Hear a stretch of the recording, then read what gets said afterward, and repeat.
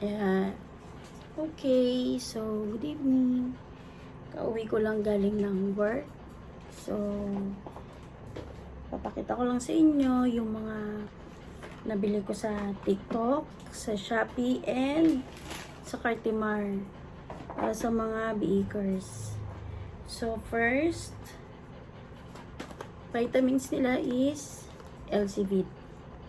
Yun, so, amoy tiki-tiki siya, parang gano'n.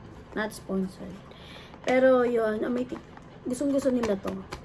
Gustong-gusto nila, hindi sila mahirap pa inumin ng vitamins pagka LCVit. Then, yung dosage lang yan, syempre, si Porky kasi is French Bulldog. So, pag si Porky, 2 dropper. Tapos, pag yung mga Shih Tzu, si Bella, si Shadow, si Hershey, tsaka si Aurora, and si Moana na Dashan, iisang lang sila dropper. And then next, na-order ko naman sa TikTok is, eto. Itong Dr. Shiba. So, ito talaga yung lagi nilang in-order. Yung Happy Tummy na beef. And, etong Pro Immune na beef din. So, ito yung lagi nilang tinitake. So, ito, ang ginagawa ko sa kanila, sabi kasi, di ba dapat dudurugin mo daw sa food nila. Kaso, mas gusto nila yung ginagawang parang astrates lang. Kasi, kapag dinudurog ko siya sa pagkain nila, parang hinihimay-himay nila yung pagkain. So, pinapagawa ko na lang sa kanilang astrates. So, yun. Sorry do sa background. Yan yung walis tambuko tsaka hagdan. Pag maglilinis ng kisame. Siyempre, liit-liitan lang ang balors. Kaya, yun. So, ito naman, ngayon lang namin ito itatry. Yung Jolly Joints na beef flavor. Ngayon lang na ito itatry pa. Para daw pampatibay ng buto-buto. And then, nag-order din ako. Ito, ngayon lang din na ito itatry. Kasi lagi lang yung Happy Tummy tsaka Pro Immune na beef ang tinitake nila. So, ngayon, tatry din nila itong salmon flavor na Happy Tummy. Next is yung Pro Immune naman na salmon din. Lahat ng binibili natin is 100 treats per lalagyan. So, abang-abang kayo lagi. Lagi ako sa TikTok bumibili nito kasi mas nakakamura compared sa mga nasa mall. So, parang kasi ang price niya mas mura ng 300 kapag tatlo yung binili mo compared sa mall. So, yun. Kayo na lang mag-check nung price niya sa mall, nasa 500. Sa TikTok, ito 979 lang, tatlo. Parang ganon. Minsan 1-1, 1-2, ganon. So, mas mura pa rin talaga. Then, parang libre ang may libreng isa halos. Parang ganon. Then, ito naman, Peaceful Boss na salmon flavor din. Sabi nung seller, pagka daw kumukulog, kumikidlat, ganon. Para hindi daw natitense yung mga alaga natin. So, salmon flavor din to. So, yun yung mga nabili natin sa TikTok. Next naman is sa Cartimar. So, since yung mga alaga natin, takot tayong maparbo sila. Yung apo ko si Aurora. Ito nga pala si Aurora. Yan. Yan. So, yan yung nag-iisa kong apo. Medyo madungis-dungis pa siya ngayon. Bukas pa, schedule ng ligo nila kasi bukas pa yung day off ko.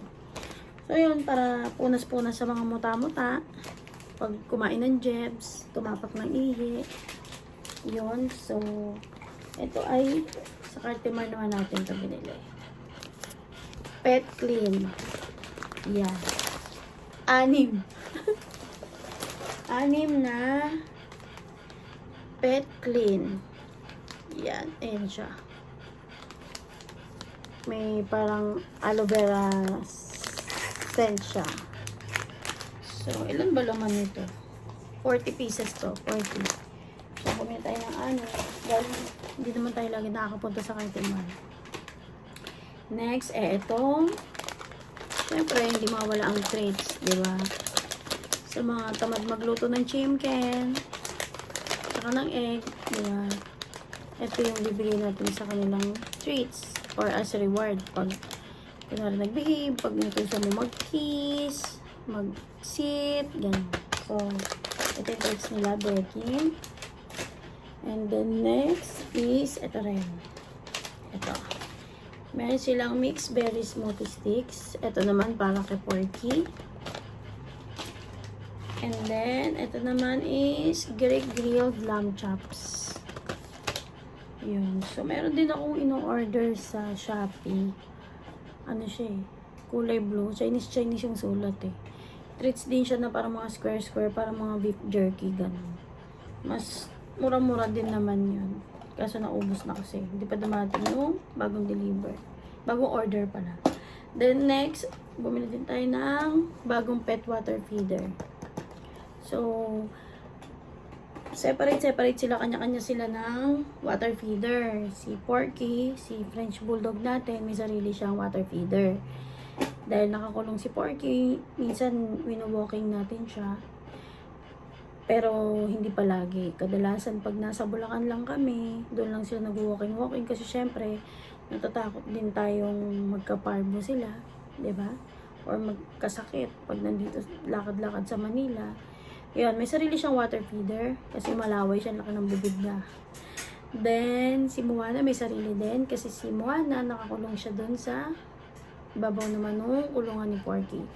And then, ang mga nakakawala lang, ito lang mga Shih Tzu natin. Si Bella, si Shadow, si Hershey, tsaka si Aurora. So, sila yung papalitan natin ng water feeder kasi tumutulo na yung kanila.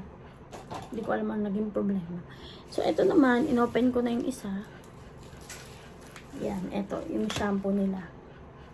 Ito yung lavender scent at may sumama pang buhok nila, diba? And yung powdery scent, yung kulay green, binuksan ko na sa banyo. So, ito hindi ko man na-open para hindi mo, puno ng alikabok. So, yun. Normal naman na sa mga fur mommies na kagaya ko, normal na puro buhok yung mga damit natin, di ba? Like, yung sa akin, may din ako sa black. So, tinry ko na yung mga anis-anis.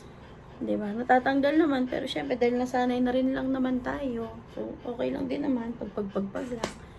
So, normal yon na mabilis talagang yung parang yung mga balahibo nila. So, yung pader, kisame, mga gamit, electric fan, yun. So, yung electric fan, kailangan twice or once a week ka maglilinis. Pero syempre, hindi tayo magpapanggap. Sa akin hanggat humihinga. Hanggat may malakas na hangin pa electric fan ko, hindi tayo maglilinis dahil kasi ang trabaho natin, parang uwi tayo dito para matulog na lang. So, pag day off, once a week lang ang day off ko. So, yun, pinagkakasya kahit na, syempre mahirap pag one day lang yung off. Kasi magpaligo pa lang sa kanila, maghapon na. Kasi hindi na ako gumagamit ng blower. Hindi ko na sila binoblower kapag patutuyuin pag naligo. Kasi nag-iiba yung kulay nila. Ewan ko ako lang ba nakapansin nun or siguro lahat naman nakapansin. Parang pag medyo mainit-init yung blower, naglalighten yung buhok nila. So, ang ginagawa ko na lang, pinupunasan ng mabuti, tapat sa electric fan, tsaga-tsaga ng suklay. So, yun, effective naman. Matagal lang talaga. Then, ang style naman din dyan, si Porky. Si Porky yung kailangang maunang maliligo, tapos pagtapos nung 5, kailangan ulitin mo siyang maligo. Kasi, lagi siyang umiiyak, nagwawala siya kapag meron kang ibang ipapasok sa CR na alam niyang ligo-ligo. Pag sinabi mo insult ang ligo-ligo, magwawala na yan. Kasi mahilig siya maligo talaga. So, may napanood ako na mayroong French na ayaw maligo. Kabaliktaran naman ni Porky yun. Si Porky talaga. One time, sinamak pa yan, nag-birthday ako sa Batangas. Ayaw niya umalis sa dagat. Ligo siya ng ligo. Then, next is, ito namang pet care towel sa Artemar din. So, may Shami kasi sila. Kaso yung Shami nila, syempre, maluluma na. Kailangan natin magpalit. Para iwas, din daw, eme-emerald germs, gano'n. So, since nasa Artemar na rin tayo, dagdag na rin tayo ng dog food.